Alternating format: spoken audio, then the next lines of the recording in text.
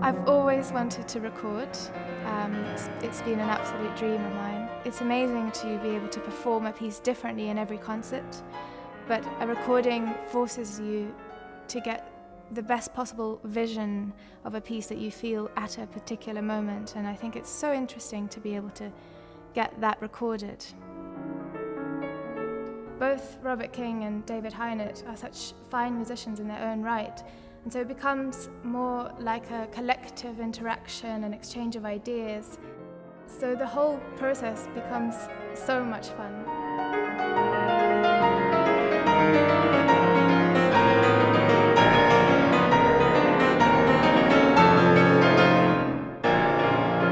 I'm so happy to be recording on a Fazioli because the colours that you can create is just absolutely phenomenal. For me, a Fazioli is like an orchestra. It really brings the orchestra to the piano.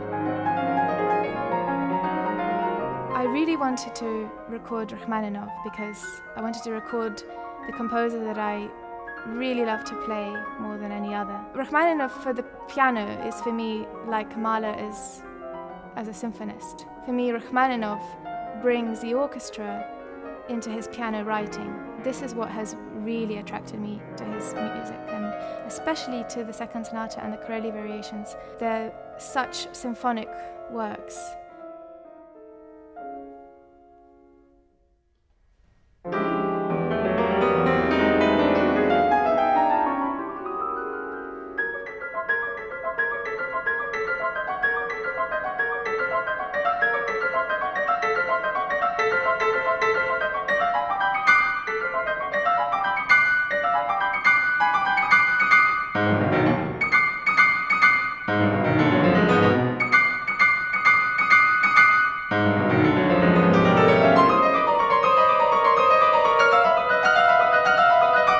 It's also really interesting to compare, in a way, three different generations of Russian composers. We've got Rachmaninoff, we've got my parents' music.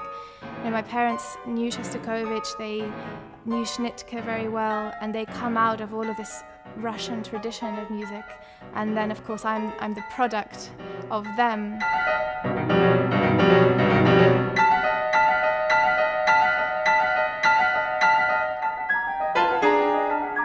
It seems to be quite a common thing for Russian composers to be driven out their own homeland. Certainly in Rachmaninoff's case, it forced him to be so nostalgic, this dream of coming back to a land which doesn't exist anymore. It's the same for my parents. The Russia that they left doesn't exist anymore for them. At the same time, my parents have found England really as a home, and they walk around the countryside in St Albans, and that inspires them to write music. So actually the music on this disc of theirs has been written in England.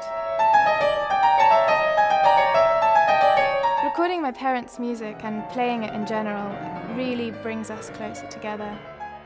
It just feels amazing for me to be able to perform their works, and they actually both play the piano, but not professionally and not in the concert hall. So for them, again, it's such a dream for their daughter to be able to play their music.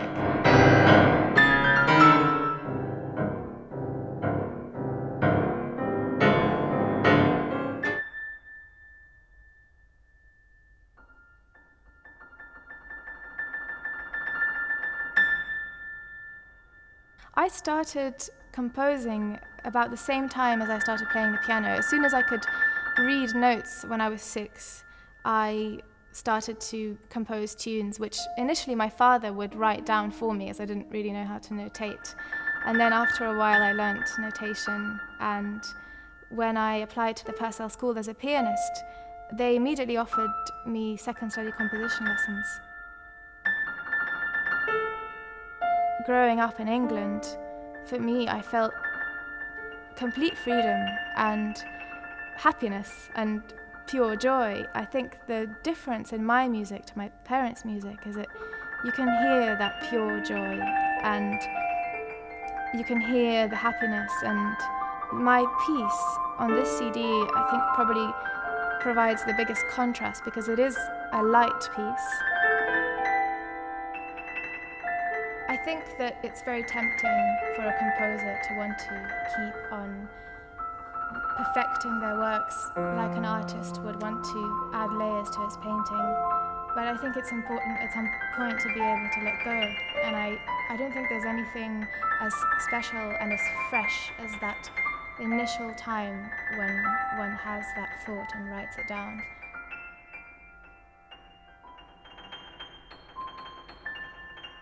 As I was a pianist, I realized that it wasn't enough for me just to be able to use someone else's emotion and put it into myself and express it. It was really important for me to have the source of the emotion come directly from me, to see that other aspect of things.